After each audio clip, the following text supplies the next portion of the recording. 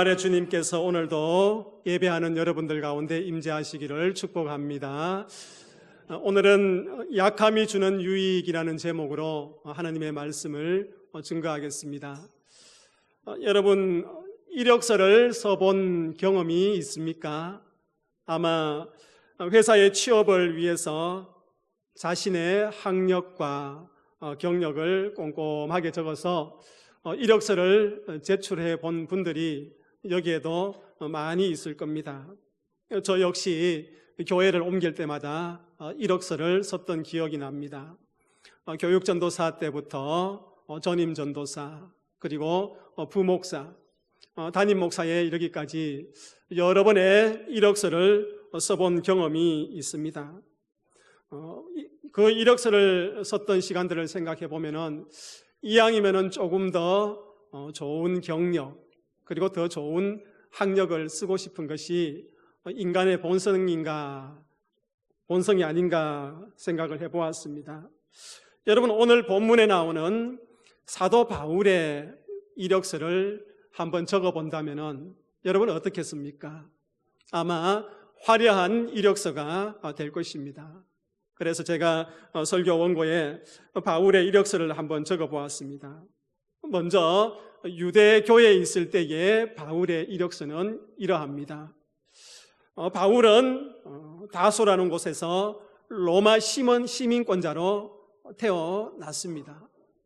뿐만 아니라 가말리엘의 문화에서 전통 율법을 공부했습니다. 그리고 히브리인 중에 히브리인이며 가장 유대인으로서 인정받는 사람이었습니다. 그리고 예수를 믿기 전에 유대교회에서 예수님을 믿는 사람들을 잡아서 박해하는 대단한 박해자요 권력자였습니다. 여러분, 이와 같은 바울의 이력을 요즘으로 한번 이야기하면 어떻게 할 수 있을까?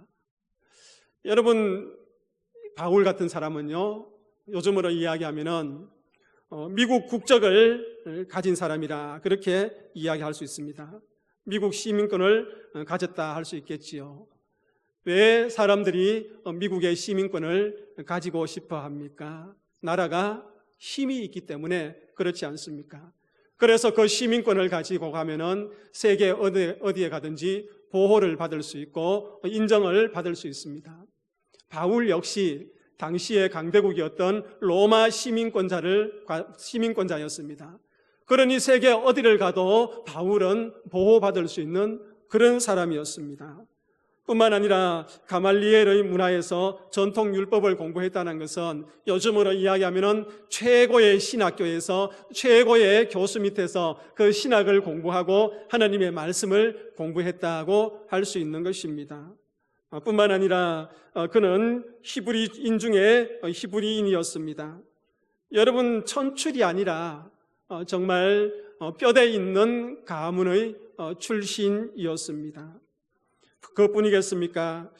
유대교회에 있을 때는 예수님을 믿는 그 사람을 잡아서 박해하는 권력자였습니다.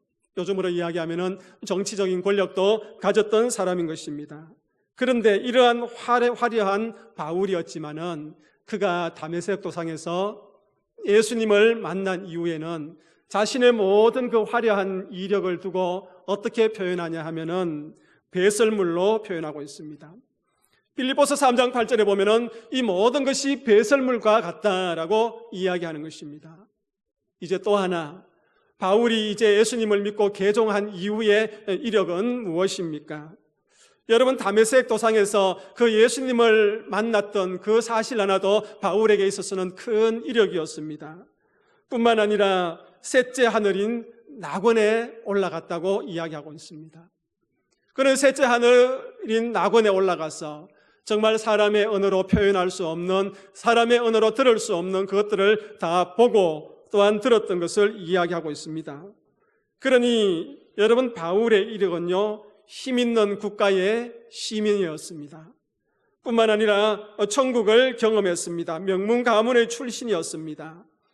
그리고 명문 학교 선생님 밑에 배웠던 그런 사람이었습니다. 요즘 아이들의 말을 빌리자면은 뭡니까? 흙수저가 아니라 금수저예요. 바울의 이력은 금수저였습니다. 하지만 바울은 그의 이력에 있어서 여러분 어떻습니까? 그는 자랑하지 않는 모습을 보게 됩니다. 여러분 제 주변에도 보면은 신학교에 입학해서 주변 동기들을 보면은 두 가지 부류를 이렇게 볼 수 있는 것입니다. 참 지적으로 넘치는 그런 친구들이 있습니다. 지성이 뛰어난 친구들이 있죠. 공부를 할 때 공부를 참 잘해요. 그리고 어떤 것을 토론할 때에 아주 논리적으로 잘 이야기합니다. 그런데 가만히 보면은 그런 영적인 체험이 좀 부족한 사람을 보게 됩니다. 그런데 반대로 이 영적인 체험은 아주 깊고 풍성한데 또 공부를 하다 보니까 좀 논리적으로 맞지 아니하고 지적으로 조금 부족한 그런 친구들도 봅니다. 물론 이 지성과 영성을 다 겸비한 친구들도 주변에 보게 되는 것입니다. 여러분 목회자이든 성도이든 이런 신학적인 지성과 신앙의 체험, 깊은 영적인 것을 동시에 간직하기에는 쉽지 않습니다. 여러분 주변에 그런 사람 찾기에 쉽지 않습니다. 그런데 오늘 바울의 이력을 보니까 어떻게 해요? 이 사람은 그런 지적인 영성 그리고 또 깊은 신앙의 영성, 체험한 그런 영성들을 다 가지고 있는 사람이었습니다. 그런데 바울은 그런 자신을 두고 무엇이라고 고백합니까? 나는 약하다라고 두 번씩이나 반복해서 이야기하고 있습니다. 그리고 자신의 약함을요, 육체의 가시 곧 사단의 사자라 이렇게 표현하고 있습니다. 성경은 바울의 육체의 가시, 이 사단의 사자는 하나님께로부터 왔다고 이야기하고 있습니다. 어떤 이들은 바울의 가시가 눈병이라고 이야기합니다. 안질이라고 이야기해요. 또 어떤 이들은 바울의 가시가 간질이라고 이야기합니다. 그런데 오늘 본문의 말씀을 통해서 우리가 바울의 그 약함이 간질이든 안질이든 그것은 중요하지 않습니다. 바울의 연약함이 그의 삶에 있어서 어떤 유익함이 있었는가, 그것이 우리에게 중요한 것입니다. 그래서 과연 오늘 바울의 이 연약함이 주는 유익이 무엇인가, 그것을 우리가 살피면서 우리의 삶의 자리에서 연약함이 주는 유익이 무엇인가 한번 생각해 보도록 하겠습니다. 여러분, 약함이 주는 유익 첫 번째는요, 자만하지 않습니다. 우리 함께 읽어보겠습니다. 첫 번째는요, 어떻게 해요? 자만하지 않습니다. 여러분, 본문 7절 말씀을 함께 읽습니다. 여러 계시를 받은 것이 지극히 크므로 너무 자만하지 않게 하시려고 내 육체의 가시 곧 사단의 사자를 주셨으니 이는 나를 쳐서 너무 자만하지 않게 하려 하심이니라. 아멘. 여러분, 방금 읽은 말씀에서 자만하지 않게 하려고 두 번이나 반복하고 있는 것을 보게 됩니다. 여러분, 세번역 성경은요, 이 자만을 겸손으로 번역하고 있는 것을 우리는 확인하게 됩니다. 바울 가운데 있는 가시, 바울 가운데 있는 그 자신의 연약함이 바울을 겸손의 자리로 이끌어낸다는 것을 우리는 확인하게 되는 것이지요. 여러분, 오늘 우리가 읽은 본문 말씀 1절에서 4절을 보면은요, 바울이 세 번째 하늘, 곧 낙원에 올라갔다 온 경험을 이야기하고 있습니다. 여러분, 그는 그곳에서 무엇을 보고 무엇을 들었습니까? 말씀에서 이렇게 표현하지요. 말로 표현할 수 없는 말, 사람이 가히 이루지 못하는 말, 그렇게 이야기하고 있습니다. 이처럼 바울은 그 누구도 체험하지 못한, 누구도 경험하지 못하는 신비한 영적인 체험을 한 사람이었습니다. 오늘 말씀의 맥에서 우리는 바울이 경험한 신비한 체험이 무엇인가에 대해서는 그리 중요하지 않습니다. 중요한 것은요, 바울이 낙원 그 셋째 하늘에 올라가서 신비한 그 영적인 체험 이후에 그의 마음가짐이 어떠했는가, 그것이 우리가 한번 주목해서 보아야 할 말씀입니다. 6절 말씀을 우리가 함께 읽으면서 바울의 마음가짐을 한번 봅시다. 함께 읽습니다. 내가 만일 자랑하고자 하여도 어리석은 자가 되지 아니할 것은 내가 참말을 함이라. 그러나 누가 나를 보는 바와 내게 듣는 바에 지나치게 생각할까 두려워하여 그만두노라. 아멘. 우리가 말씀을 조금 더 쉽게 이해하기 위해서 세 번역의 말씀을 함께 한 번 더 읽어보겠습니다. 세 번역의 말씀입니다. 내가 자랑하려 하더라도 진실을 말할 터이므로 어리석은 사람이 되지는 않을 것입니다. 그러나 자랑은 삼가겠습니다. 그것은 사람들이 내게서 보거나 들은 것 이상으로 나를 평가하지 않게 하려는 것입니다. 아멘. 여러분, 바울이 말하는 이 말씀의 핵심은 무엇입니까? 그가 세 번째 하늘에 올라가서 경험한 신비한 체험, 그것을 자랑해도 괜찮다는 것입니다. 그것을 자랑해도 어리석은 일이 아니라는 것입니다. 그러나 그 바울은 그 사실에 대해서 어떻게 해요? 자랑한다, 자랑하지 않는다? 자랑하지 않겠다고 말씀하고 있는 것입니다. 왜냐하면 바울이 본 세 번째 하늘, 곧 낙원은요, 사실이기 때문에 자랑해도 되지만은, 그러나 그 자랑을 통해서 오해가 생기거나 또한 바울 자신이 높여질 우려가 있기 때문에 그는 자랑하지 않겠다고 이야기하고 있습니다. 여러분, 바울이 많은 사람들에게 그것을 이야기할 때요, 그것을 듣는 사람들이 어떻게 해요? 바울을 그 이상으로 생각할 수 있고 그 이상으로 높여줄 수 있단 말입니다. 바울이 간증을 하였을 때요, 그 사람들이 그 간증을 듣고 더 비약하거나 또 더 왜곡할 수 있는 그런 가능성이 있기 때문에 바울은 자랑하지 않겠다고 이야기하고 있습니다. 자신은 교만해질 우려가 있기 때문입니다. 그래서 바울은 스스로 교만하지 않도록 자신의 마음을 잘 단속하고 있는 것을 보게 되는 것입니다.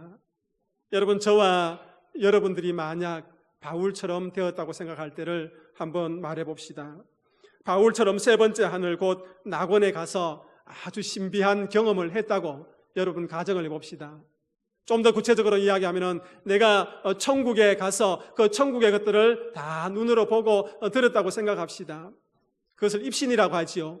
잠깐 입신 상태에서 천국의 모든 것을 보고 다시 이 땅에 돌아왔다고 우리가 가정한다면은 여러분은 어떻게 하겠습니까? 많은 사람들에게요, 자랑을 하고 싶겠지요. 많은 사람들에게 자랑을 하면서 또 많은 사람들에게 그것에 대해서 구체적으로 이야기합니다. 그것이 무엇입니까? 간증이라고 이야기합니다. 여러분, 이 간증을 통하여서 하나님께서 행하신 그 일들을 우리가 알리지만은 자칫 잘못하면 그 간증이 너무 비약이 되어서 사실과 조금 더 부풀려질 수 있고 또 왜곡되어질 수 있는 모습을 보게 됩니다. 만약 그런 간증을 하면서 그 간증을 듣는 사람이 내 눈 아래 보인다거나 또 그 간증을 듣는 사람들이 나보다 신앙이 없다고 그렇게 비교되어진다면 이미 그 사람의 마음속에는 무엇이 자리 잡고 있습니까? 교만이 자리 잡고 있는 거예요. 그러하기 때문에 바울은 자신이 그런 영적인 깊은 것을 체험했지만은 자랑하지 않는다는 것을 이야기하고 있습니다. 하나님께서도 그것을 분명히 아셨기 때문에 바울에게 무엇을 두었습니까? 바울의 마음을 단속할 수 있는 안전장치를 두신 거예요. 그 안전장치를 바울은 뭐라고 이야기합니까? 자신에게 가시를 두었다고 이야기하고 있습니다. 그 가시를 사단의 사자라고 이야기하고 있는 것이지요. 바울이 자만하지 않도록 하기 위해서 육체의 가시를 통해서 약한 부분을 남겨두셨던 것입니다. 사랑하는 믿음의 성도님들, 약함이 주는 유익은요, 우리가 자만하지 않도록 하는 것입니다. 이로 말미암아 우리가 겸손한 자리로 인도하는 것입니다. 오늘 이 말씀을 들으면서 여러분들 중에서도 또 여러분들 가족 중에 또 여러분들 자녀 중에 그 연약함이 있어서 약점이 있어서 마음이 아프고 때로는 눈물을 흘리고 때로는 기분이 우울합니까? 그러나 우리가 그렇게 하지 아니해도 될 것은 그 약점을 통하여서 하나님께서 우리를 어디로 인도하신다고요? 겸손의 자리로 인도하는 사실을 깨닫는 언양제일교회 성도님들 다 되시기를 축복합니다. 약점이 주는 유익 두 번째는요, 기도의 자리로 나아갑니다. 함께 읽읍시다. 둘째, 기도의 자리로 나아갑니다. 여러분 8절 말씀도 우리가 한번 같이 읽겠습니다. 이것이 내게서 떠나가게 하기 위하여 내가 3번 주께 간구하였더니 아멘. 바울이 자기에게 있는 그 가시, 사단의 사자, 그 약점이 떠나가게 하도록 주님께 몇 번 간구하였다고 했습니까? 3번을 간구했다고 이야기하고 있습니다. 오늘 본문에서 이 3번은요, 그냥 숫자의 의미가 아닙니다. 하나님 앞에 3번을 간구했다는 것은 그 약점 때문에 바울이 얼마만큼 하나님 앞에 절박하고 간절히 기도했다는 것을 우리는 알 수 있는 것입니다. 여러분, 그런데 그 바울의 절박함과 간절함 가운데에 하나님께서 기도를 들으셨습니까? 안 들으셨죠. 하나님께서 그 바울의 가시를 제거해 주지 않으셨습니다. 그 약점을 제거해 주지 않으셨습니다. 하나님께서는 바울에게 어떻게 대답했습니까? 9절에 보니까요, 내 은혜가 어떻다? 내게 족하다. 그걸로 대답해 주신 거예요. 너에게 가시가 있느냐? 내가 너의 그 가시를 제거해 줄게. 너의 약한 부분을 채워줄게. 그렇게 대답하는 것이 아니라 아주 단순하게 내 은혜가 내게 족하다. 지금 너의 모습 그걸로 족하다는 것입니다. 바울의 약한 모습 그대로 두시고 그를 통하여 바울이 기도의 자리에 머물게 하시는 그 주님의 계획을 우리는 보게 됩니다. 바울은 기도의 자리를 통하여서 자신의 약함 속에서 일하시는 하나님을 경험하게 되는 것이지요. 여러분, 우리 각자의 삶의 자리에서 어떤 약한 것을 주셔서 우리 한 사람 한 사람을 기도의 자리로 이끌어내실까? 한번 깊이 한번 묵상해 봅시다. 나에게 어떤 약점을 주셔서 하나님께서 나를 이 예배의 자리로 이끌어내시고 또 나를 기도의 자리로 이끌어내시는가? 저는요, 긴 시간 동안 부교육자 생활과 담임 목회를 하면서 여기에 대한 답을 한번 생각해보고 찾을 수 있었습니다. 예를 한 가지 드려봅시다. 여러분, 제가 이제 금요 기도회나 또 수요 기도회를 이렇게 인도하면서 기도의 제목을 성도들에게 이렇게 하나씩 던져줍니다. 그래서 그 기도의 제목을 가지고 함께 통성으로 기도하지요. 어떤 기도를 드릴 때에 성도들의 그 기도의 소리가 가장 크고 또 그 기도의 소리 가운데에 울먹임이 있을까? 한번 생각해 보십시오. 제가 4가지를 제시할 테니까 그 중에 하나 찍으면 됩니다. 답을 한번 해보시기 바랍니다. 첫 번째는 나라와 민족을 위해서 1번입니다. 2번, 두 번째는 선교사들을 위해서, 세 번째는 환자들을 위해서, 네 번째는 내 자녀들의 연약한 부분을 위해서. 몇 번입니까? 4번 맞지요? 제가 뭘 하지 않는 거예요. 4번입니다. 나라와 민족을 위해서도 기도하고 선교를 위해서도 기도하고 또 육체가 연약한 자들을 위해서 기도하고 내 자녀들의 연약한 부분을 위해서 기도합니다. 기도하는데 생각이 조금 다르실 분도 있겠지만은요, 자녀들을 위해서 기도할 때에 제일 기도 소리가 커지는 것을 보게 되고 또 울먹이는 모습을 보게 되는 것입니다. 여러분, 왜 그렇습니까? 부모들에게 있어서는 자녀들의 그 연약한 상황, 그것이 가장 아픈 부분이고 약한 부분이기 때문입니다. 그렇지 않습니까? 내 자녀의 연약한 상황, 그 약점이 나에게 가장 약점이고 나에게 가장 아픈 부분이기 때문에 그것이 기도의 자리에, 부모들을 기도의 자리에 머물게 하고 또 예배의 자리에 머물게 하는 것을 보게 되는 것입니다. 그것이 비단 여러분들에게뿐만 아니라 저희 부부에게도 마찬가지죠. 저희 아이들은 이제 둘 다 성인이 되어서 타 지역에서 학교를 다니고 있습니다만은 제가 말씀을 준비하면서 20여 년 동안 그 아이들을 이렇게 키우면서 시간들을 이렇게 회상해 보니까요, 첫째는 첫째 나름대로의 약점을 가지고 있었고 또 둘째는 둘째 나름대로의 그 약함과 약점을 가지고 있어서 정말 그것 때문에 어떻게 될까 봐 안절부절하면서 기도의 자리를 지키고 또 기도의 자리로 나왔던 그 순간들이 생각이 났습니다. 물론 지금도 그 약함과 약점들이 다 해결되지는 않았지만은, 그러나 그 속에서도 하나님께서는 아버지를, 어머니를 기도의 자리로 머물게 하셨던 것입니다. 여러분, 바울도 마찬가지예요. 여러분들 한 사람 한 사람도 마찬가지고, 여러분들 가정의 모든 가족들도 마찬가지입니다.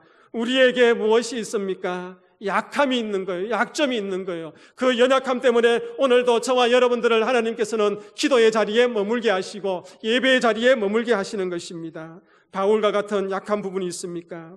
그것 때문에 때로는 너무나 힘들고 지칩니까? 그러나 분명히 기억하시기를 바랍니다.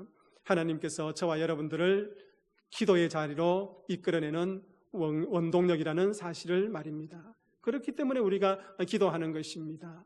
세 번째, 약함이 주는 유익은요, 그리스도의 능력이 머물게 합니다. 같이 한번 읽어봅시다. 셋째, 그리스도의 능력이 머물게 합니다. 여러분, 본문 9절 말씀도 우리가 함께 읽겠습니다. 나에게 이르시기를 내 은혜가 내게 족하도다. 이는 내 능력이 약한 데서 온전하여 짐이라 하신지라. 그러므로 도리어 크게 기뻐함으로 나의 여러 약한 것들에 대하여 자랑하리니 이는 그리스도의 능력이 내게 머물게 하려 함이라. 아멘. 오늘 본문에 보니까 바울은 자신의 무엇을 자랑하고 있습니까? 그 약함을 자랑하고 있습니다.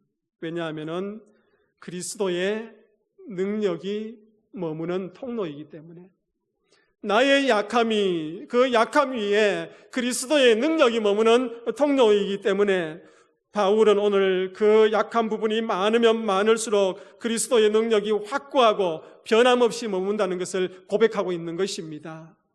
사랑하는 믿음의 성도님들, 바울에게 그리스도의 능력이 머문다는 것은 무엇을 의미할까요? 어떤 것을 의미할까요? 물론 직접적인 의미가 있습니다. 예수님께서 바울에게 특별한 능력을 주셔서 바울이 사역을 잘할 수 있도록 그렇게 하는 것이 있습니다. 예를 들면 이런 것입니다. 여러분, 사도행전 20장 9절에 보면은요, 바울이 밤새도록 설교할 때에 그 성전 창가에 앉아서 말씀을 듣던 유두고가 졸다가 떨어져 버립니다. 그래서 그의 생명이 끊어지는 것이죠. 바울이 그 청년에게 손을 얹어서 기도할 때에 그 청년이 다시 살아나서 생명을 얻습니다. 이 기적을 통하여서 그리스도의 능력이 누구에게 머물렀습니까? 바울에게 머물렀던 것입니다. 물론 청년에게도요. 특별한 그리스도의 능력입니다. 여러분뿐만 아니라 유두고를 살린 특별한 능력이 아니라 할지라도 예수 그리스도의 능력이 바울에게 머무는 것을 보게 되는데, 그것은 어떤 것이냐면은 바울이 선교 사역을 할 때에 주변에 많은 동역자들이 있었습니다. 많은 사람들이 바울에게 있어서 바울을 도와주는 것을 보게 되는 것입니다. 바울은 많은 사람들에게 자신의 그 강점, 그 강함을 자랑하는 것이 아니라 자신의 약함을 자랑하니까요, 주변에 많은 사람들이 그 바울의 약점을 보완하면서 바울을 도와주는 것을 보게 되는 것입니다. 그래서 선교의 사역을 잘 감당하지요. 그것을 두고 예수 그리스도의 능력이 머문다라고 할 수 있는 것입니다. 여러분, 예를 들어 보면은 로마서 16장에 보면은요, 바울이 그 로마서 16장을 마무리하면서 15절의 말씀에 거쳐서 자기가 선교 사역을 할 때에 도와줬던 많은 사람들의 이름을 기록하고 있는 것을 보게 됩니다. 그 첫 번째에 16장 1절에서 2절 말씀에 나오는 사람이 누구냐면은 갱그레아 교회의 일꾼 베베라는 사람을 이야기합니다. 이 베베를 두고요, 바울은 나의 보호자라고 이야기하고 있습니다. 여러분, 얼마나 바울을 잘 보호하여주고 도와주었으면 그 많은 사람들의 이름을 나열할 때에 첫 번째 그 이름이 나올까? 그는 나의 보호자였다라고 이야기하고 있습니다. 뿐만 아니라 16장 3절에서 4절 말씀을 보면은 브리스가와 아굴라라는 사람이 있어요. 이 사람들을 두고 선교 사역을 할 때에 자기의 목숨까지도 내어놓았다고 이야기하고 있습니다. 참 바울은 행복한 사람이죠. 하나님의 말씀을 전하며 복음을 전할 때에 자신의 목숨까지 내어놓으면서 바울을 도와주었던 그런 동역자들이 있었던 것입니다. 그 외에도 많은 사람들의 이름을 언급하고 있는데 한 사람을 더 이야기하자면은 여러분 디모데가 바울 옆에 늘 있었던 거예요. 여러분 바울은 어떤 사람입니까? 눈물도 피도 없는 사람이었습니다. 아주 철저한 사람이었습니다. 그러니 사람들이 쉽게 가까이 다가가지 못할 그런 성격의 소유자였습니다. 그런데 그 옆에 제자요, 아들과 같은 디모데는 어떤 성격의 소유자였습니까? 디모데는요, 신앙의 뿌리가 깊은 사람이었습니다.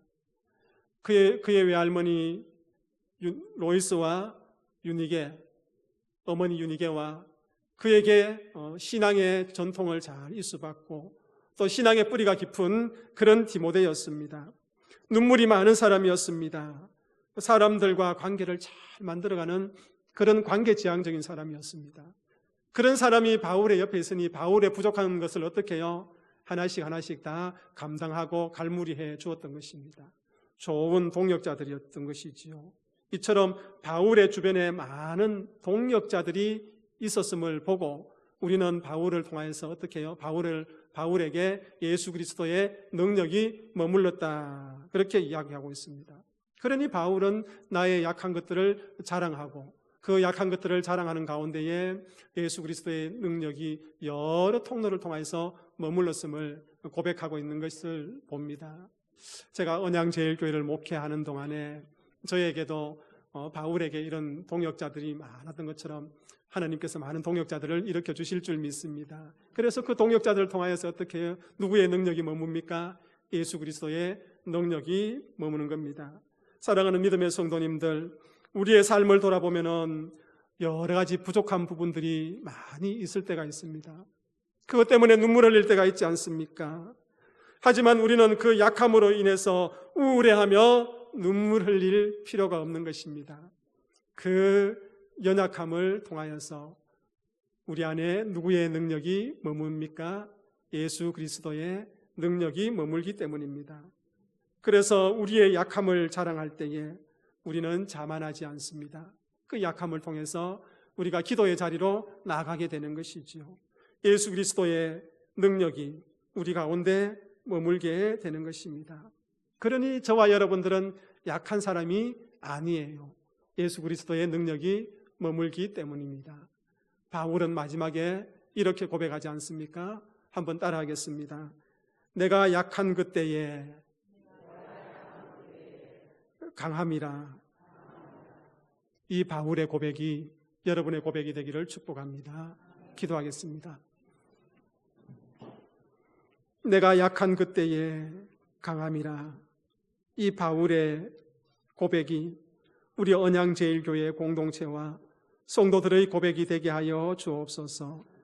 우리의 약함을 자랑할 때에 우리가 삶의 자리에서 자만하지 않게 하여 주시고 또 겸손함으로 기도의 자리로 이끌어내는 하나님의 은혜를 경험하게 하여 주옵소서.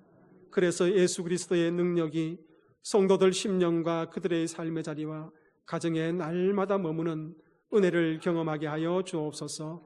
예수 그리스도의 이름으로 기도하옵나이다. 아멘.